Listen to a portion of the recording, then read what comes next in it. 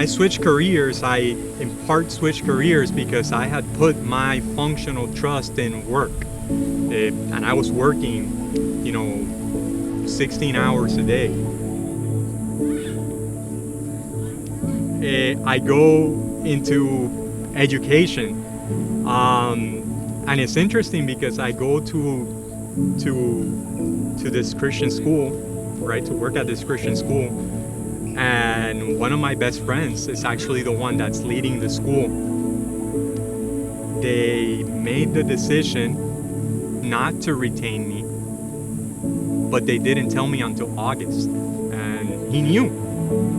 I'm like, dude, like, we're friends. Like, you're not only the principal of the school, you're like one of my good friends. And again, then it's just the process. Different things happen along the way, and then comes the hurricane.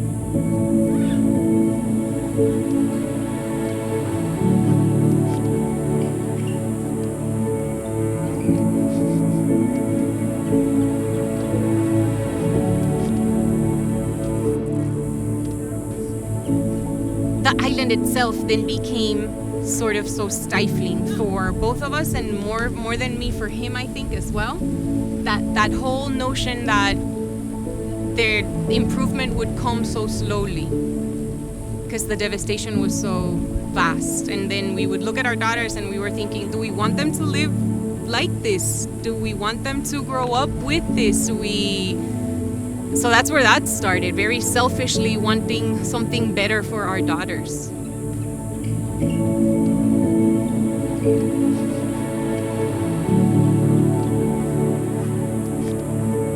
God is our hope, and I think that has always been the constant. The fact that this isn't our first hurricane, right?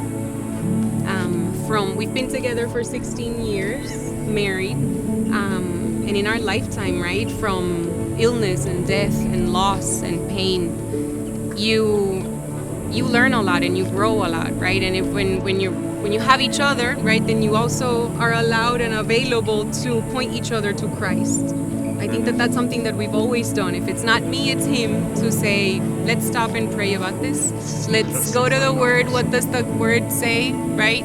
Let's just worship, right? I think that those are the three constants. When things make no sense, what does make sense is the Word.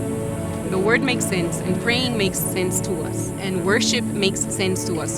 So those three become the healing balm, right? That points our eyes to grace and to the hope that is in Christ. And I think it's very important for us as well to tell these stories often to our kids, because they're not stories of pain, they're stories of growth, right? Pain and suffering are excellent teachers, and what we learn is that God is constant, that he's always there, and he's always offering this significant peace when you seek it, right? And when you ask for it. So the constant has been God, always. He's the one that's always there, just waiting for us to come to him.